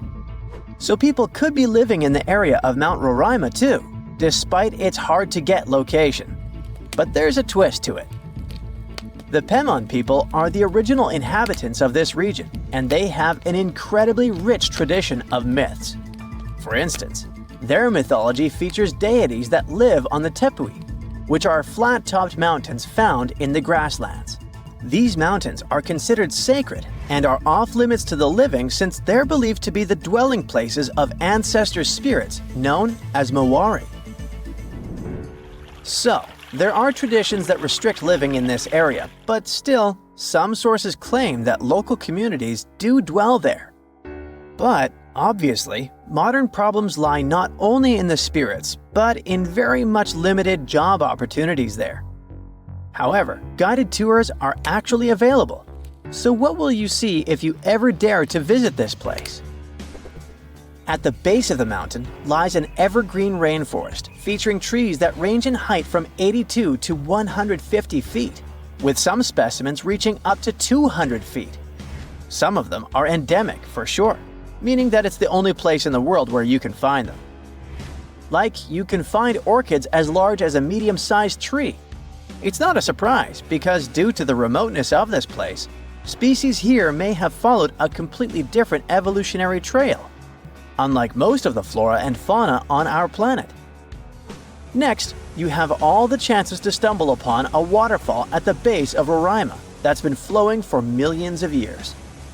Fun fact, There are no rivers on Roraima summit, but the rainfall seeping through the porous rocks create this incredible view. All combined together make it look like some lost world, right? By the way, Sir Arthur Conan Doyle was inspired by Tepui, these tabletop mountains, when he was writing his The Lost World novel. Yep, it's not only Sherlock he was famous for. Among these natural wonders, Roraima stands out as the most accessible Tepui. There are more similar formations, but they're way less trek-friendly. Yeah, amongst other mountains, Roraima may be the easiest to get to, but still, it is very hard to get there, even taking into account all the modern technologies. So, how did the discovery happen? Hard to say for sure, but there is a theory backed up by official records. Back in the 16th century, here was this Sir Walter Raleigh. Look at his fancy collar and mustache. He was one of the most important people during the Elizabethan period. In 1594, he got to know about a great golden city near the Caroni River. That idea stuck in his mind. Maybe it was something like a get-rich-quick scheme for him. Anyways, 1 year later, he went to explore what is now Guyana and eastern Venezuela, and he described precisely Mount Roraima. On March 22, 1595, an English fleet led by Walter Raleigh showed up off the coast of Trinidad. Raleigh tried to make nice with the Spanish settlers there by trading and even inviting them aboard his ships for some entertainment. After a few drinks, the Spaniards opened up about a person having some particular activities in Guyana, sharing insights about the land's geography and the treasures they believed were hidden inland. Fast forward to April 7th, Raleigh pulled off a surprise attack on the town of San Jose and managed to capture this very person. After squeezing him for information, Raleigh declared his own plan to head into Guyana on a quest for the legendary Golden City. Since his ships couldn't navigate the narrow channels of the Orinoco Delta, Raleigh had his carpenters modify one of them, likely a galleass, to only draw 5 feet of water. This ship could carry 60 men, while another 40 were split among smaller boats. Progress was slow as they navigated through the delta, getting lost in what Raleigh described as a labyrinth of rivers. Eventually, they made their way to the Caño Manamo, and then into the main Orinoco River. A bit further upstream, where the Orinoco meets the Caroni, Raleigh encountered a native chief named Topiawari, and they hit it off. Topiawari revealed that his people had been pushed out of inland Guyana by a fierce tribe from the west. This fed into the prevailing belief, shared by both the Spanish and Raleigh, that El Dorado was home to runaway Incas from Peru. Topiawari also mentioned that the invading tribe was rich in gold, claiming that their nearest town, just a 4-day trek south, was the source of gold plates that were being traded far and wide. But he hinted that even finer treasures lay deeper in the land. Raleigh then made his way to the mouth of the Caroni, but strong currents halted any further progress. He sent out 2 scouting groups on land, while he led a 3rd one. They unearthed a few shiny stones that they eagerly dug out of the ground, but most turned out to be worthless. They learned that a massive lake about 40 miles wide lay at the head of the Caroni, filled with alluvial gold.